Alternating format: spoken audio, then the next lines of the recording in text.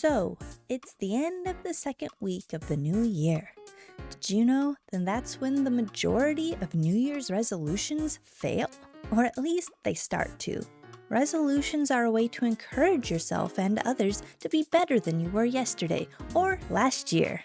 This effort to form good habits and the habits we all know we should already have formed seems to be easy when we first make these resolutions. But we quickly realize that, as the saying goes, it's easier said than done. So why do most resolutions fail? And why is it so hard to make or break a habit? Well, psychologists and businessmen alike have been asking this very same question for hundreds of years. So, we should have some information to help you out. Let us first start by answering the question, what even is a habit? Understanding the basics will let us apply that knowledge to everything else and make this whole situation a lot more clear.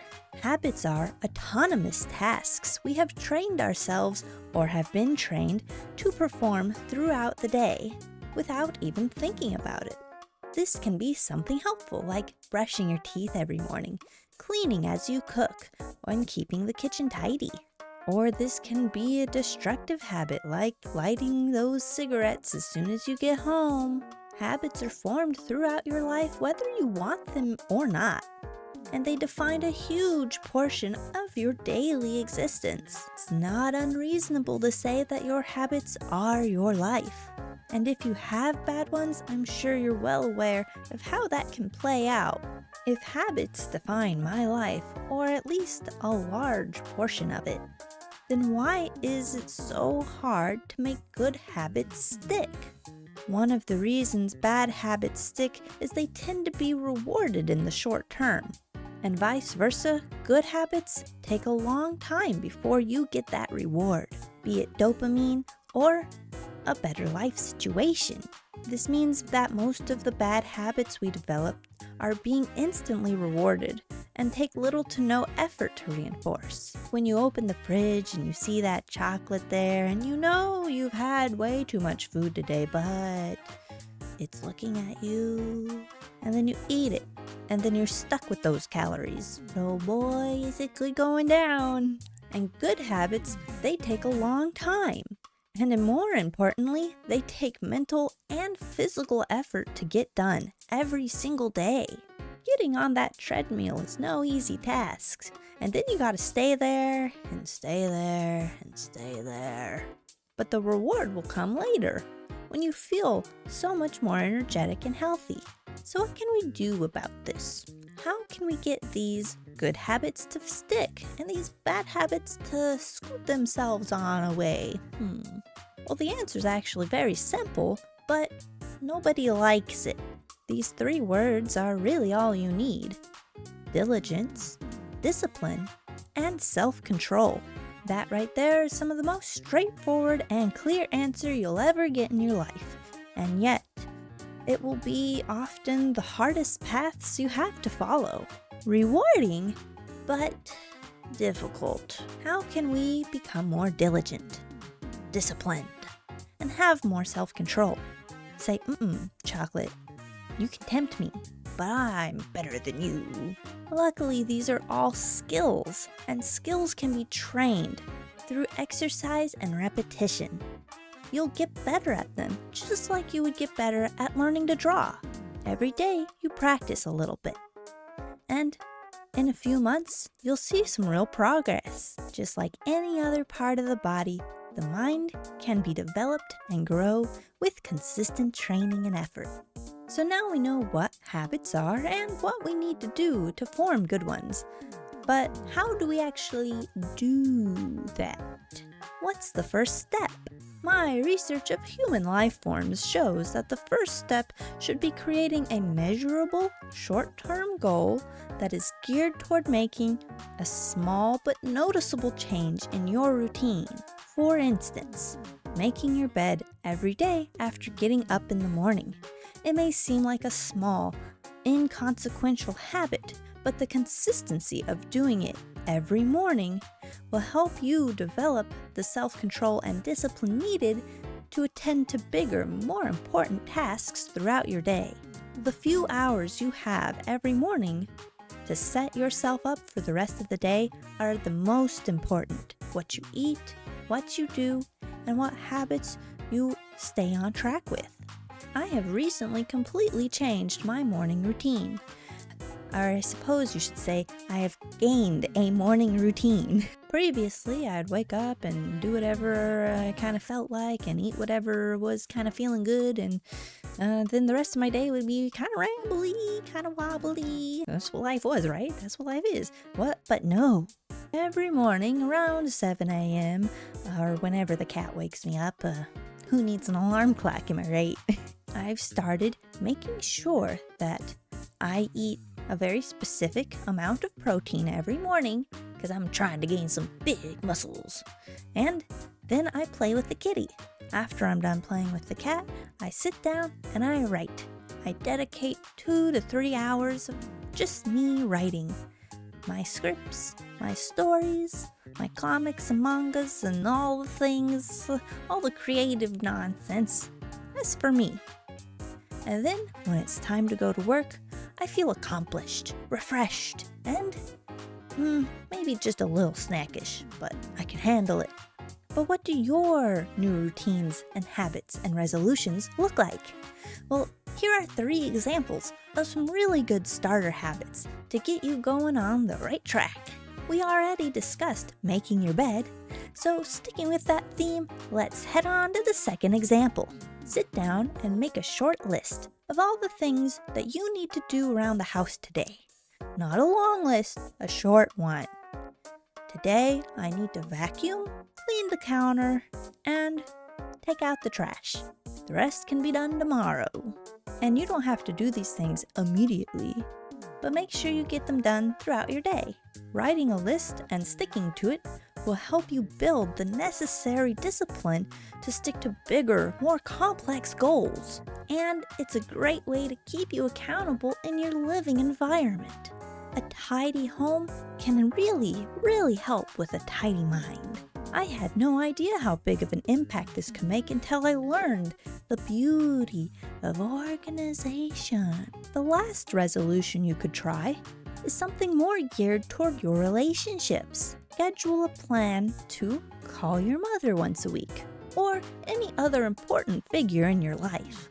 It's a great way to maintain those important relationships, and it will help your brain because you'll be setting aside a time slot once a week to do a specific thing. And that can lead to strength in so many other habits. And don't feel like you're bothering anyone, okay? These don't need to be long calls, and anyone who truly cares about you will love to hear from you once a week. Oh, and pro tip, people probably care about you more than you think they do. I know a lot of us can get stuck in our heads and think, oh, why would anyone care about me? I'm weird. I don't know. I used to think I was quite ugly, so that can do a thing. But beauty is in the eye of the beholder. It's not your job to tell someone that they can't love you. It's their job to tell you, hey, I love you. Deal with it.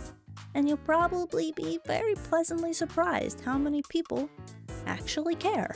But on the flip side, if your relationships are rather toxic, then maybe don't do this one. You don't need that bad vibe, okay? It's one thing if they're trying to genuinely help you and care about you. But if they're just putting all their problems onto you or blaming you for nothing you were even a part of, these are not good things to keep around in your psyche. Maybe go out and find someone new, if that's the case. So think about it and pick a small goal that will help you build self-control, diligence, and discipline, and give it a solid chance. You might find yourself missing a day here or there, unmotivated, lazy, sick. It happens. That's fine. We all have those days. Nobody is 100% all the time. That would be a robot. A day here or there, once or twice a week, is not a big deal. It won't ruin your routine. And as long as the majority of the time you're doing your diligence, it won't even make a measurable difference in the performance of your habit. A good rule to stick by is never miss twice. If you're like, "Ooh, I'm feeling pretty lazy today, I want to watch TV instead of doing my habit," think to yourself, "Oh, what about tomorrow though? Tomorrow I've got that big thing and I'm gonna be even more tired. Okay, I'll do my habit today because I can't miss twice." And on the flip side, I was sick yesterday, I felt horrible, but I need to make sure I at least try and do my habit today. Get a little bit of it done. Half effort, but done. Everyone stumbles and falls now and again. It's no big deal as long as you pick yourself up and keep going in the right direction. But try not to miss twice, because missing twice can lead you into a downward spiral, breaking your habit, making the habit feel like less of a good thing. But there are some habits we want to break, and doing that is a little bit different than building one up. If you want a bad habit gone, you're gonna have to try skipping it. Skip it twice. Skip it 3 times. Choose water over soda at a restaurant. When you wake up for that midnight snack, roll back over and go to sleep. If you're itching to use some illicit substances like the alcohols, well, remind yourself that it could hurt you in the morning, and you have a good habit to take care of, so you can't afford to do the bad one. This is really where diligence enters the picture. By being diligent and giving yourself every tool you can to hold yourself accountable, you can set yourself up for a natural success. The task may seem daunting at first, but by the time you've broken it down, given yourself small jobs, and made your larger goal into bite-sized pieces, you can chew through your problems even faster than you thought possible. Now, that being said, it usually takes 2 to 3 months to really get going. A good acronym to help you not get overwhelmed when you start building habits or breaking bad ones is KISS. Keep it simple, stupid. It's a great acronym. Did I say it backwards? It might be keep it stupid simple. Either way, it's a great thing to keep in mind when you set out to do just about anything. Not because you're stupid, but because you can handle stupid little tasks and accomplish them without any issues. Don't doubt yourself. The most elegant and impactful solutions are often the ones that are the most simple. Don't overthink it. Your brain is a powerful thing, and given enough time, it can work itself into being intimidated by any task, no matter how small. But it can also give you the motivation and courage to tackle even the largest tasks. And every day, there's a certain percentage of which side of that coin you'll land on. And that has almost everything to do with your habits and discipline. Keep up the good work and keep the positive side of that coin in your favor.